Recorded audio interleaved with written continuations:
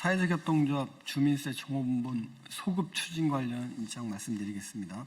정부는 2023년 법 개정을 통해서 필수 돌봄을 안정적으로 유지하기 위해 돌봄기관의 주민세 종업원 면제 제도를 도입했습니다. 이에 지자체들은 사회적 협동조합의 경정 청구를 받아들여 세금을 환급해왔으며 현장에서는 이 환급금을 돌봄 인력의 임금과 서비스 확대에 사용해왔습니다. 그런데 행정안전부가 2025년 11월 24일 사회적 협동조합은 주민세 종업원 감면 대상에 해당하지 않는다는 행정 해석을 내놓았습니다. 이 해석으로 지자체마다 세금 적용 기준이 달라지고 있으며 이미 면제받았던 세금의 연체 이자까지 더해 면제분에 대해서도 소급 추징하겠다는 통보가 잇따르고 있습니다.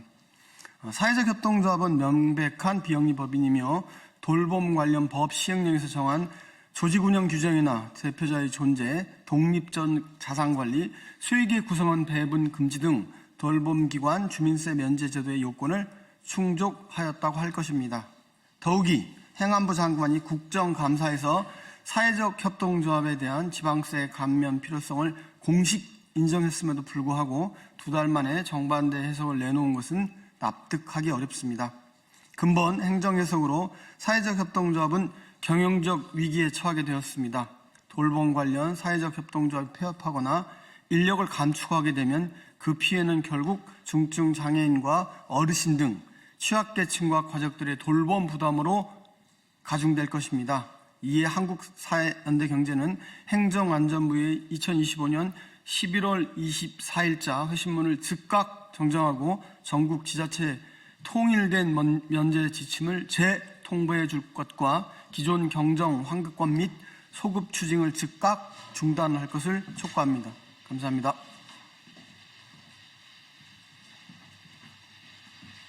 예, 다음은 용해인 경북당 국회의원님 말씀 듣도록 하겠습니다.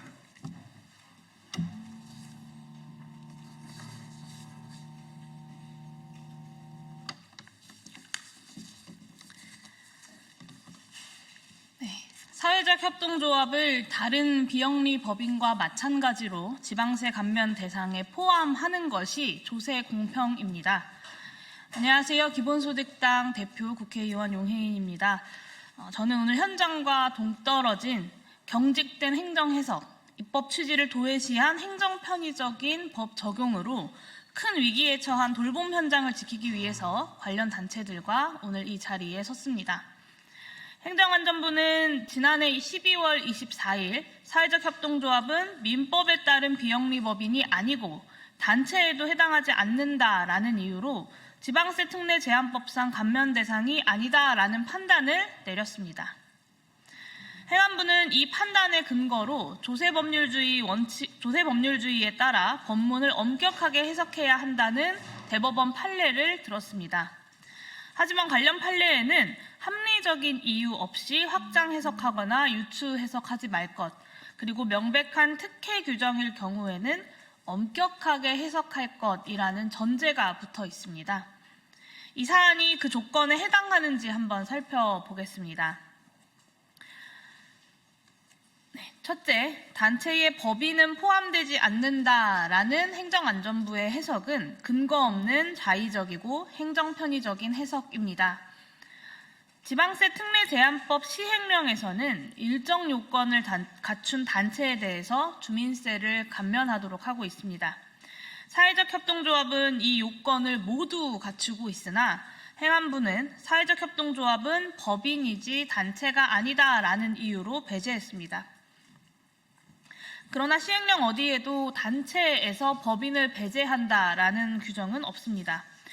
오히려 한국법제연구원의 법령상 단체에 대한 법적 규율의 분석 및 개선 방안 연구에 따르면 단체는 법인, 비법인 사단과 재단, 조합 등 다양한 형태를 포괄하는 개념이라고 밝히고 있습니다. 또한 비영리 민간단체 지원법 등 다른 법령에서도 법인도 단체에 해당함을 전제로 하면서 법인이 아닌 경우에만 추가 요건을 부과하기 위해서 법인이 아닌 단체라는 표현을 별도로 사용하고 있습니다. 입법자가 시행령에 있는 단체에서 법인을 배제하려고 했다면 마찬가지로 법인이 아닌 단체라고 명확히 표현했어야 하는 것입니다. 더 나아가서 2023년 법 개정 이후에 경정 청구를 신청한 사회적 협동조합에 대해 세금을 환급해줬던 사례가 실제로 존재합니다. 사회적 협동조합이 현행법상의 감면 대상이라는 것을 정부가 명확히 확인해 준 것입니다. 그런데 이제 와서 정반대의 해석을 하는 것은 행정에 대한 신뢰를 무너뜨리는 일이고 행정기본법이 명시한 신뢰보호의 원칙에 정면으로 위배되는 일입니다. 두 번째로 사회적 협동조합을 감면 대상으로 해석하는 것은 대법원이 엄격하게 제한하는 특혜 규정에 해당하지 않습니다. 행안부가 배제한 사회적 협동조합을 제외하고 동일한 사업을 하는 비영리법인은 모두 감면 혜택을 받고 있습니다. 협동조합 기본법에서는 사회적 협동조합을 비영리법인으로 또 명확하게 규정하고 있습니다. 사회적 협동조합을 감면 대상에 포함하는 것은 특혜가 아니라 대법원이 명시한 조세 공평의 원칙에 부합하는 일입니다. 현재 논란이 된 지방세 특례 제한법 조항은 2023년에 개정되었습니다. 당시 국회와 정부는 개정의 이유로 사회복지 서비스를 강화하기 위해서 감면 대상을 사회복지 사업을 목적으로 하는 법인 또는 단체로 확대한다라고 명시했습니다. 사회적 협동조합은 이 사업을 수행하는 가장 대표적인 조직입니다. 그런데 다른 조직들은 모두 다 감면하면서 사회적 협동조합만 대상에서 배제하는 것은 행정이 입법 취지를 도외시한 채 법조문의 문자에만 집착하는 행정 편의적인 법 적용에 다름 아닙니다. 그리고 또 저는 묻지 않을 수 없습니다. 지난해 국정감사에서 행정안전부 장관은 저의 해당 내용에 관한 질의에 사회적 협동조합도 다른 비영리 법인처럼 지방세를 감면할 필요가 있다라고 분명히 답변한 바 있습니다. 그런데 불과 2달 만에 장관의 입장과 정반대되는 유권 해석을 전국의 행정안전부가 하달한 것입니다. 행안부가 이것을 어떻게 설명할지 참 궁금합니다. 사회적 협동조합은 시장과 국가가 외면한 곳에서 묵묵히 돌봄을 이어나가고 있습니다. 정부가 해야 할 일은 이들의 발목을 잡는 것이 아니라 더 잘 활동할 수 있도록 제도적인 기반을 만드는 것입니다. 기본소득당은 사회연대경제 현장과 함께 이 문제가 바로잡힐 때까지 최선의 노력을 다하겠습니다. 감사합니다.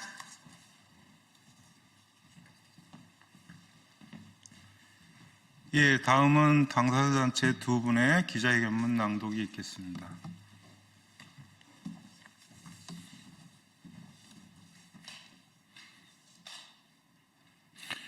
기자회견문. 행안부 장관은 감면 예고 2달 뒤에 세금 폭탄, 담당 공무원 행정해석하러 돌봄기관 폐업위기로 몰려.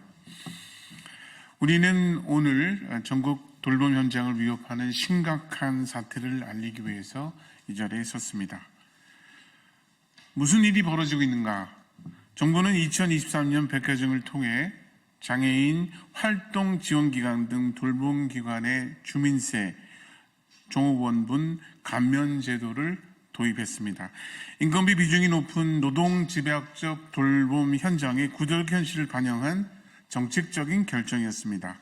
법 개정 이후 일선의 지자체들은 사회적 협동조합의 경정 청구를 받아들여 세금을 환급했습니다. 현장은 이를 신뢰하며 활동을 이어왔습니다. 그러나 2025년 12월 24일 행정안전부는 사회적 협동조합이 지방세 특례 제한법 제12조 제5항의 감면 대상에 해당되지 않는다는 취지의 회신문을 일방적으로 17개 시도시에 발송했습니다.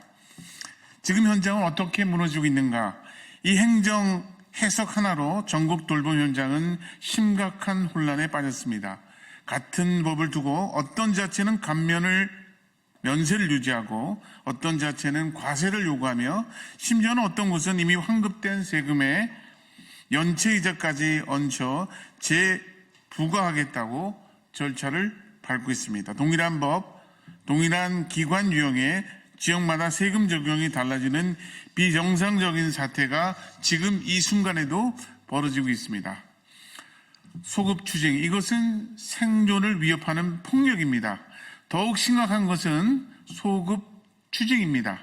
지자체의 판단에 따라 경정 청구를 받아들여 정당하게 환급된 세금을 다시 걷어들이는 절차가 현재 진행 중입니다.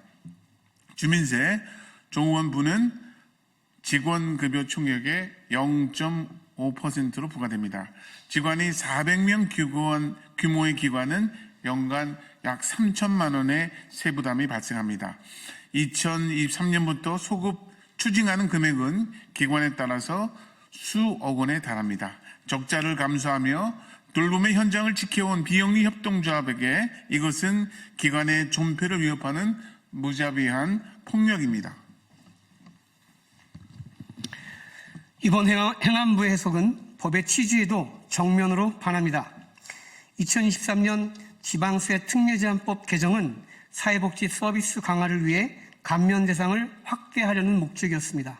사회적 협동조합을 배제하기 위한 위법이 아니었습니다. 이번 행정해석의 핵심 논거는 사회적 협동조합이 민법을 근거로 설립된 법인이 아니다라는 형식 논리입니다. 그러나 사회적 협동조합은 비영리 구조, 잉여금 배당 금지, 공익 목적, 독립 회계 운영 등 실질적 비영리 법인의 요건을 모두 충족하는 조직입니다. 명백히 설립 근거의 형식만을 따져 공익적 실질을 외면한 해석입니다. 또한 설립 근거가 되는 협동조합 기본법은 이 법에서 규정한 사항 외에는 민법의 법인에 관한 규정을 준용한다라고 규정하고, 이때 조합은 사단법인으로, 조합원은 사원으로 본다고 명시하고 있습니다. 시행령에서 명시하는 단체에 대해서도 일반적인 법 해석상 법인 및 법인으로 보는 단체로 본다면 사회적 협동조합을 시행령의 단체에 포함하는 것이 매우 합리적인 적용이고, 실제 2023년 법 개정에 따라 그렇게 적용해 왔습니다. 그럼에도 행정해석 하나로 수많은 돌봄기관을 과세 대상으로 전환하고 정당하게 환급받은 세금마저 이자를 얹어 되돌려 받겠다는 지금의 행정은 법치주의와 신뢰보호 원칙 모두를 정면으로 위반하는 것입니다. 2025년 10월 14일 국정감사에서 윤호중 행정안전부 장관은 기본소득당 윤혜인 의원님의 지적에 대해 사회적 협동조합의 특성을 고려해 지방세 감면의 필요성이 있다는 취지로 공식 답변했습니다. 행정안전부 장관 스스로 사회적 협동조합의 공익성과 감면 필요성을 공식 인정한 것입니다. 그로부터 2달 뒤 같은 부처에서 정반대의 행정해석이 나온 것은 납득할 수 없는 자기 모습입니다. 돌봄기관이 수천만 원의 세금을 감당하지 못하면 가장 먼저 감축되는 것은 돌봄 서비스 제공기관의 폐업입니다. 돌봄 제공기관이 줄어들면 하루 24시간 활동 지원이 필요한 중증장애인, 누군가의 돌봄이 필요한 노인의 삶이 피폐해질 것입니다. 장애인과 어르신의 돌봄 서비스가 끊기면 가족 중 누군가는 직장을 그만두어야 합니다. 취약계층 돌봄이 공백이 되면 그 빈자리는 아무도 채우지 않습니다. 공무원 한 명의 변화, 행정해석 하나가 만들어낸 결과입니다. 장애인의 하루, 어르신들의 존엄, 가족의 삶이 지금 이 순간 위협받고 있습니다. 우리의 요구, 행정안전부는 2025년 12월 20일자 회신문을 즉각 정정하고 전국 지자체의 통일된 과세 지침을 신속히 내려야 합니다. 기존 경정 청구 및 환급 사례에 대한 신뢰 보호 원칙을 존중하고 소급 추징을 즉각 중단해야 합니다. 사회적 협동조합의 감면 대상 여부를 명확하게 하기 위한 법률 및 시행령 정비에 즉각 나서야 합니다. 돌봄은 국가가 책임져야 할 사회의 기본 안전망입니다. 행정안전부는 지금 당장 행정해석을 바로잡아야 합니다. 2026년 3월 9일 기본소득당 사회연대경제 특별위원회 한국사회연대경제 통합돌봄 전국 네트워크 140개 단체 78,743명의 참여와 지지로 이루어졌습니다.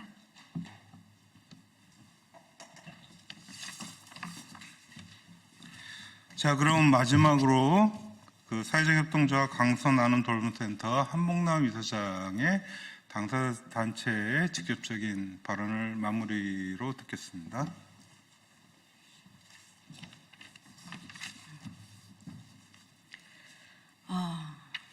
저는 강서구에서 10년째 사회적 협동조합으로 돌봄 사업을 운영하고 있습니다. 노동 집약적인 돌봄 사업은 인건비의 비중이 전체 매출의 85% 이상을 차지하고 있습니다. 과거 종업원분 주민세는 이런 돌봄 현장을 더 힘들게 하고 운영의 어려움을 가속화해서 급기야 폐업에 이르게 하는 원인이 되었습니다. 이러한 어려움을 해결하기 위해 현장에 많은 노력들이 있었고 드디어 2023년 지방세 특례 제한법이 개정되는 쾌거가 있었습니다. 그때 구청으로부터 면세 대상이라는 공문을 받고 냈던 세금을 환급받으면서 얼마나 기뻤던지 그 기억이 너무 생생합니다. 그런데 갑자기 올해 구청 세무과로부터 사회적 협동조합은 해당되지 않으니 2023년부터 소급해서 내라는 통보를 받았습니다.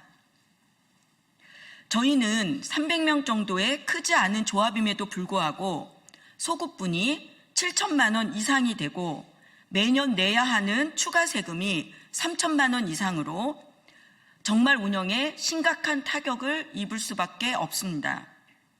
이는 운영의 어려움을 가속화시키고 급기야 폐업하거나 운영 방식을 변경해야 되는 사태까지 발생될 것입니다. 이에 현장을 살려달라고 행정안전부에 강력히 요청드립니다. 정말 하루가 급한 상황입니다. 내일 10일 주민세를 또 납부하라는 연락을 받을 것 같은데요. 이렇게 하루가 급한 현장의 상황을 바라봐 주시고 잘못된 공문을 하루속히 정정해서 내려주실 것을 요청합니다. 또한 다시는 이런 오류를 범하지 않도록 주무부처인 행정안전부가 앞장서서 법 정비를 해주실 것을 강력히 촉구합니다.